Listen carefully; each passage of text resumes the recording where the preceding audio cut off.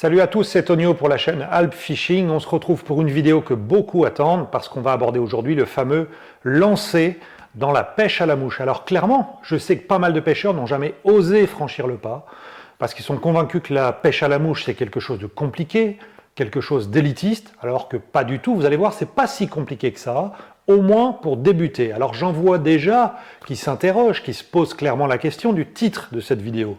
Apprendre le lancer mouche en 5 minutes chrono. Alors oui, bien sûr, ça va peut-être prendre un peu plus de temps, mais ce que je voulais vous dire aujourd'hui, le message que je veux vous faire passer, c'est qu'il n'y a pas des milliards de choses à retenir pour être capable de se lancer dans la pêche à la mouche.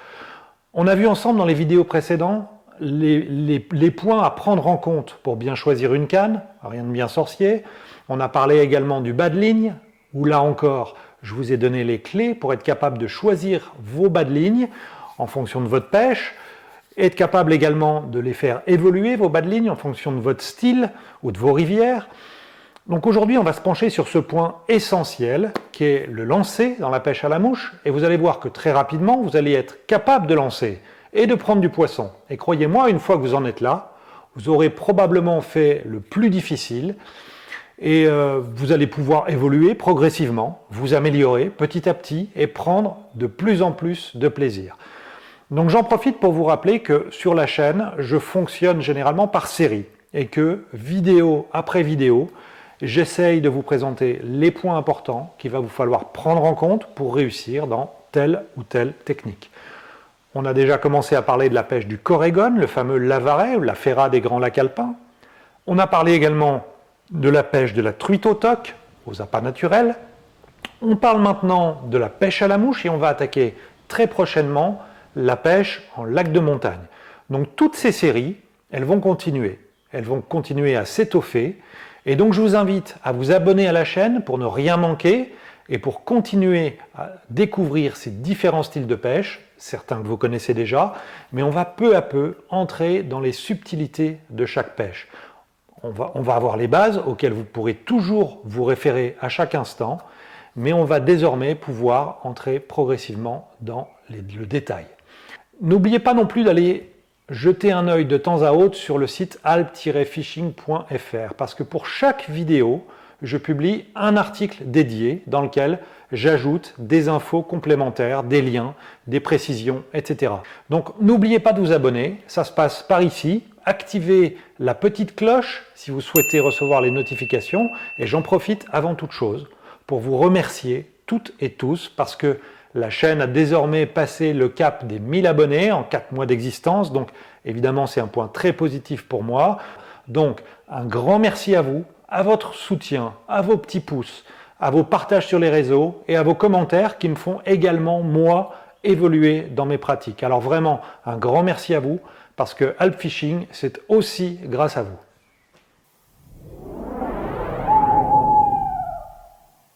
Bien, donc au programme aujourd'hui, on va parler du lancer mouche. C'est un peu le b.a.-ba de la pêche à la mouche, le passage obligé, et évidemment, c'est de votre lancer que va dépendre votre réussite sur ce type de pêche. Alors, on va revenir quelques instants sur ce lancer.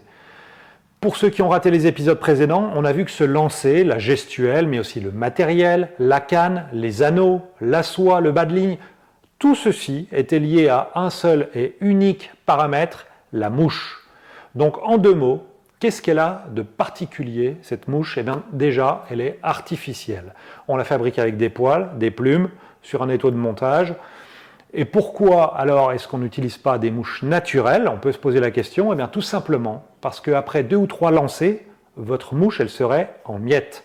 Parce que les jets que votre mouche va encaisser lors du lancer, aucune mouche naturelle ne serait capable de les encaisser. Donc on lance des mouches artificielles, et ces mouches artificielles, elles se distinguent par un paramètre primordial, c'est leur poids.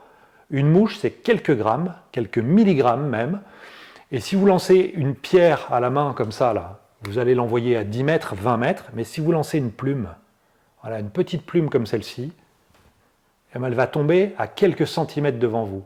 Donc le lancer mouche, c'est ça, c'est le procédé pour pouvoir envoyer à 10, 15 mètres une petite plume, une petite mouche de quelques grammes, sans difficulté. Alors comment ça marche? Je vous ai dit qu'une mouche naturelle, ne serait pas capable d'encaisser l'énergie, les G, en physique on appelle ça l'accélération, générée par le lancer.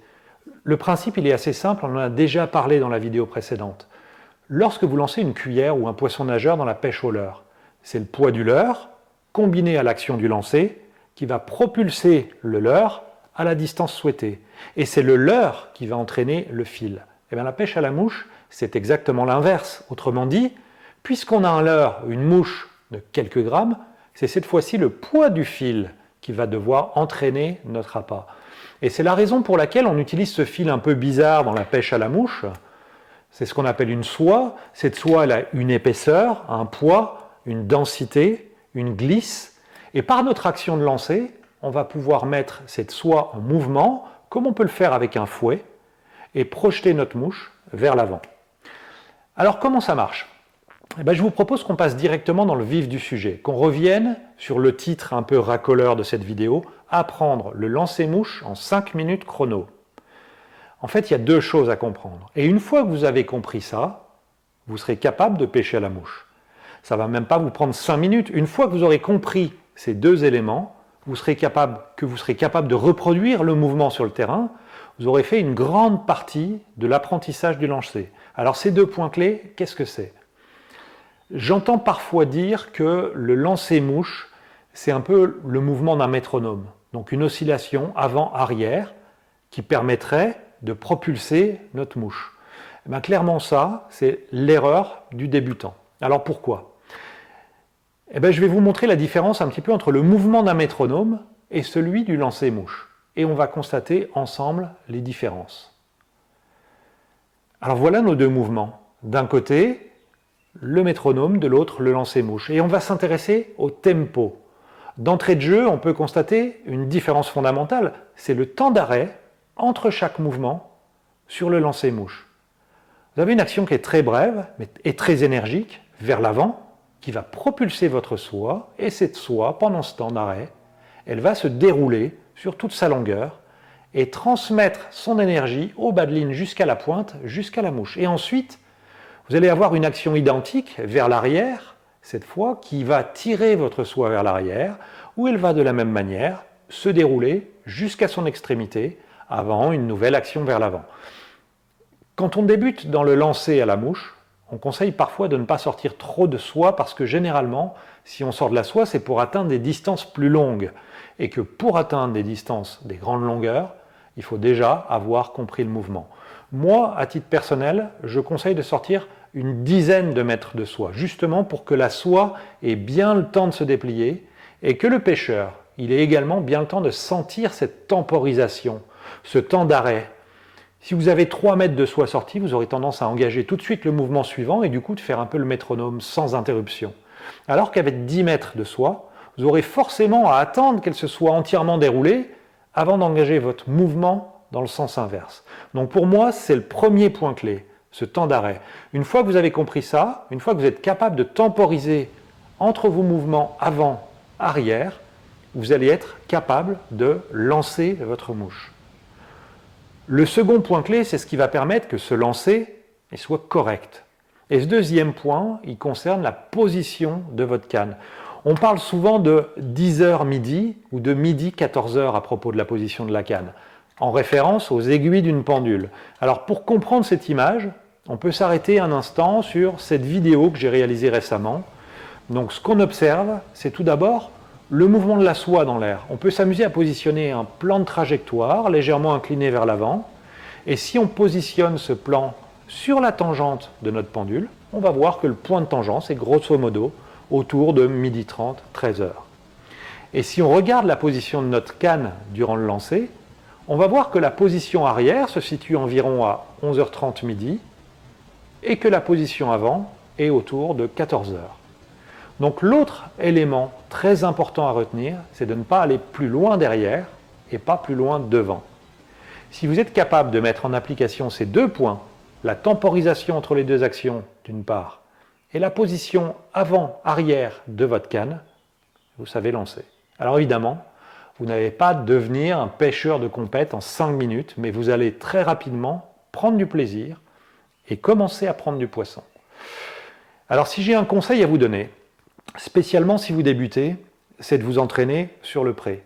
Vous prenez une canne, une soie, un bas de ligne, et vous allez venir y fixer un petit bout de laine, un rigoletto, un petit bloc de mousse. Enfin, tout ce que vous voulez, pas besoin de mettre une mouche parce que vous risquez juste de la perdre si jamais elle s'accroche dans les herbes ou dans les branches. Donc un petit bout de mousse, un bout de laine suffira. Vous mettez dans un espace bien dégagé, sur votre pelouse par exemple. On évite le macadam parce que c'est trop abrasif pour la soie. Vous sortez à ce moment-là une dizaine de mètres de soie et vous démarrez simplement en gardant bien les deux positions, 11h30 midi à l'arrière, 14h à l'avant. En veillant également à bien marquer une temporisation entre vos mouvements pour bien laisser dérouler votre soie. Et vous allez alors sentir votre lancer. Vous allez sentir votre soie partir devant, la voir se déplier, déterminer le moment parfait pour entamer le mouvement suivant, sentir à ce moment-là votre soie repartir derrière, imaginez là encore le moment idéal pour renvoyer votre canne vers l'avant, etc. Donc voilà, ce principe, cette gestuelle, vous allez la travailler, vous en imprégner pour pouvoir intégrer ensuite, progressivement, plusieurs éléments.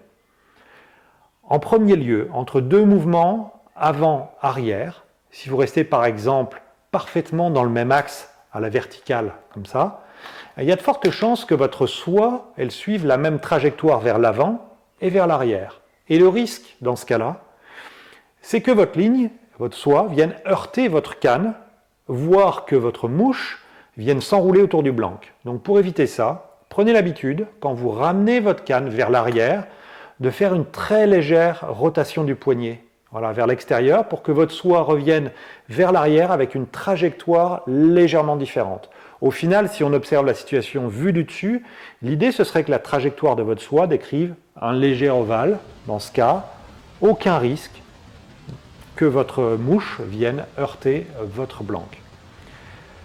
Second point, on va parler du posé. Durant votre lancer, on a vu que votre canne alternait avec une temporisation à chaque fois entre les positions midi en arrière et 14h à l'avant. Alors le plus simple pour parler du posé, c'est de venir intégrer un numéro à chaque position. Donc on va dire que la position arrière, la position midi, c'est le 1. Et que la position avant, 14h, c'est le 2. Donc au lancer, on va avoir un tempo 1, 2, 1, 2. Donc tout ça, c'est ce qu'on appelle les faux lancers. Ça sert à ajuster la longueur de la soie pour atteindre la distance souhaitée. Ça sert également un peu à sécher la mouche quand elle commence à être imprégnée d'eau. Mais donc pour le poser, sur le même tempo, on va intégrer un nouveau numéro, le 3, qui va être le posé, à la position 15h. Et ça aussi, c'est un point que les débutants ont parfois du mal à intégrer, c'est la temporisation entre le 2 et le 3. Alors je vous propose simplement qu'on la regarde à nouveau et qu'on regarde ce que ça donne en vidéo. Donc là, on peut voir le tempo 1, 2, 1, 2 et 3. Et on marque donc un temps d'arrêt entre le 2 et le 3 pour laisser le temps à la soie de se dérouler totalement. Au moment où l'extension est quasi maximale, au lieu de repartir vers l'arrière en position 1, on va simplement baisser la canne pour réaliser le posé. On va parler également de ce qu'on appelle la double traction. C'est quelque chose dont on a déjà parlé un peu sur la pêche au toc, sur la vidéo qui s'affiche ici. Et dans le cas de la pêche à la mouche, on utilise également cette action de traction pour lancer plus loin. Personnellement, je la pratique assez peu, je la conseille d'ailleurs pas spécialement aux purs débutants. Moi, en règle générale, je n'ai guère besoin de lancer très loin sur mes rivières qui sont essentiellement des torrents de montagne. Pour commencer à pratiquer ces tractions, vous verrez simplement en prenant votre soie avec votre seconde main, vous allez sentir lors du lancer votre soie tirer lorsqu'elle se déplie.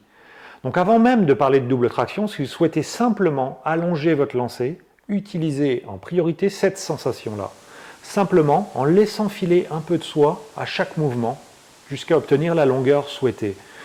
C'est très simple, ça vous permet de dépasser 10-15 mètres sans problème, ce qui est largement suffisant dans pas mal de rivières.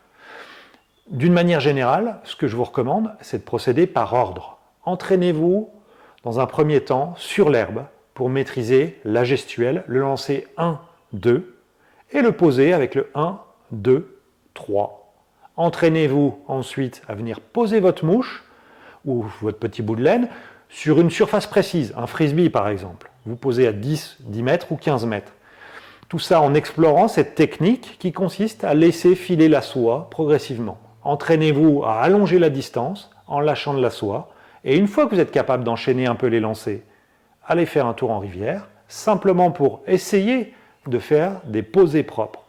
Et une fois que vous en serez là, je peux vous assurer que ce sera rapide et vous serez déjà capable de prendre vos premiers poissons, je peux vous l'assurer. Alors je ne vais pas trop insister aujourd'hui sur les différents lancers, le lancer droit, le lancer revers, le balayage latéral, la roulette. Ce qu'il faut retenir, c'est qu'une fois qu'on maîtrise le lancer classique, on va pouvoir modifier l'orientation de notre soie de manière, par exemple, à éviter des obstacles comme des branches en hauteur ou sur les bords de la rivière. Typiquement, sur les rivières de montagne, telles que je les pratique, j'ai très souvent à m'adapter au terrain et à varier mon lancer pour précisément pouvoir poser ma mouche comme je le souhaite. Donc, on peut observer quelques situations types comme le lancer latéral, qui permet de réaliser un lancer quasi horizontal, à ras de l'eau, pour venir poser, par exemple, sous les frondaisons, sous les branches qui dépassent au-dessus de la rivière. Pour moi, c'est un grand classique de la pêche en montagne, mais ce n'est pas le seul lancer qui va nous être utile sur ce type de rivière. On a également les lancers en revers, comme au tennis, parce que parfois on a la végétation qui vient nous gêner sur un côté. Et on a des lancers également où on doit poser au-delà d'un courant, en limitant au maximum le dragage qui va intervenir lorsque la soie sera emportée par ce courant-là. Voilà. Pour ma part, je vous propose d'aborder toutes ces situations concrètes au bord de l'eau, dans les vidéos à venir sur la chaîne, pour voir en fonction des situations comment on peut aborder les différentes rivières qu'on pêche en montagne.